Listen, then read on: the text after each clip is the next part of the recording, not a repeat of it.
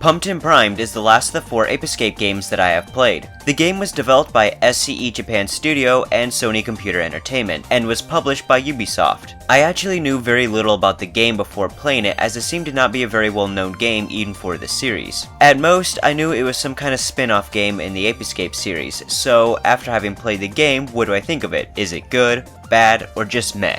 Okay, to be blunt right away, I had no idea what the story was even about while playing the game, so I had to look it up. From what I can understand, Natalie, the professor, and Spike all enter some virtual world to enter a tournament for some reason, and there are a couple other characters who are after some disc as well as some monkeys. Okay, yeah, I have no idea what's going on or why, but to be fair, the game's story really isn't all that important considering the type of game that it is. With that being said though, the story kinda sucks, as there really wasn't any need to make things so unnecessarily complicated. At the very least, I do like seeing some of the characters from the first Ape Escape making a return. Ape Escape Pumped and Primed is a party game. There are 2 main modes in the game, a story mode and a free play mode where you can play some of the minigames with up to 4 friends. So let's focus on the story mode. Regardless of which mode you play, you will have to create a file for one of the playable characters, and then load them up before starting a mode. In the story mode, you will play as whichever character you want, and you will have to go through a series of rounds which have you play about 4 minigames each. In each round, you will have to get first or at least earn enough points before going on to the next round. At the end of each minigame, you will earn points based upon which position you had gotten in the minigame. As for the minigames themselves, they're okay.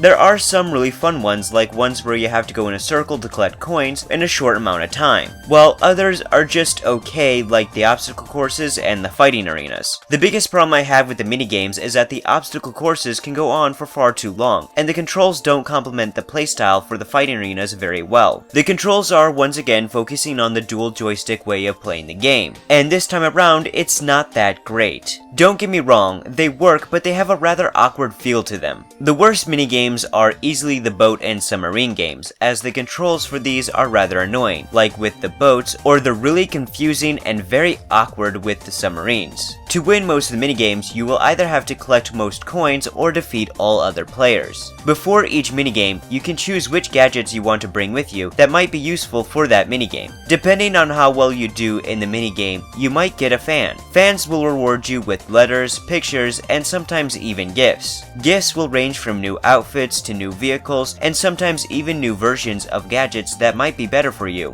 Once you get far enough in the game, you'll then learn about special attacks that you can use in fighting arena minigames that can be very helpful, if not a bit overpowered. In between certain rounds, you will have to fight a boss. The boss fights in the game aren't all that great. They're not bad, they just get rather tedious. Visually, the game really stands out from the visual style of the other Ape Escape games. It uses a cell shading style this time, which at moments really works like in colorful arenas. However, a lot of the game has more of these industrial looking areas that just don't appeal to me. Character models look fine for the most part, but they aren't anything special. The music is alright as well, as there are some nice catchy tracks, but there just wasn't anything that really stood out to me. In the end, I can't say I was really impressed with the game. I like the idea of an Ape Escape party game, but this isn't quite what I was hoping for. Most of the minigames last longer than they should, and the controls aren't very complimentary to this type of game. I don't get the story, and though I kinda like the visual style, I don't feel like it was very well used. I do really like the fan idea, even if it can be hard to get fans in certain minigames, and it is annoying that fans only work for one character at a time. But the customization that can come from this is a fun idea. Ape Escape Pumped and Primed is a meh game.